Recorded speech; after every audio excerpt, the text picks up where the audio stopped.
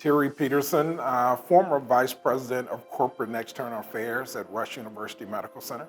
So I started working at Rush in 2007, and they were in the process of doing a $1 billion capital investment project. And so we ended up getting $75 million worth of TIF money from the city of Chicago. And we were looking, part of the TIF agreement calls for community participation, meeting MBE, WBE certification, working with a percentage of women owned businesses. And Trino was one of the organizations that we ended up interviewing and selected. Of the $75 million that was committed to Rush as a result of Trino, making sure that we hit our numbers when it comes to MBE, WBE, working with women-owned businesses as well as residents who live in the city of Chicago's participation, I want to say we ended up receiving anywhere from 72 to 73 million of the $75 million that was committed. Before Trino ended up coming on, we had actually built what is now known as the Midwest Orthopedic Building, and we didn't put into those contracts the need to have apprenticeship programs. We didn't put in those contracts when they were originally bid in terms of NBE, WBE participation and what was expected.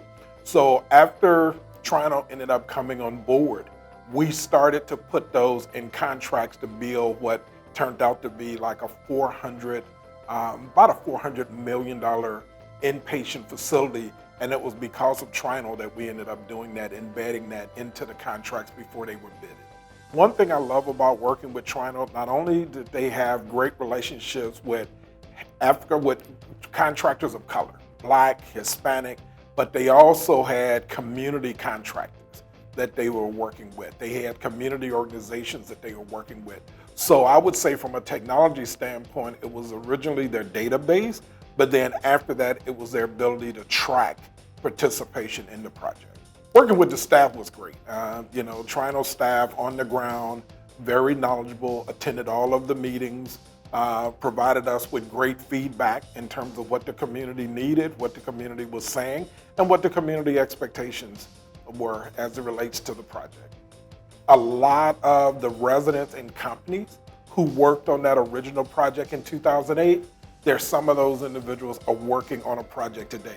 So you had community residents hired, community businesses hired, and I think the other thing that Trino's been great about is, okay, if they were good enough to work on this from 2008 to 2012, let's see if we can engage them in a new project going on. The other thing, we've had very few protests at Rush as a result of Trino's having a pulse in terms of what's going on in the community, their relationships with elected officials, their community, their relationship with community activists. And again, I would say hire them if you want someone who understands the community and knows the community. Trino has an incredible leader in Alicia. I love when she's in the room with executives in the C-suite. She's not afraid to tell them the truth. I've known Alicia for probably now over 25 years. I knew Alicia when she worked for the city before she ended up leaving and starting her own company.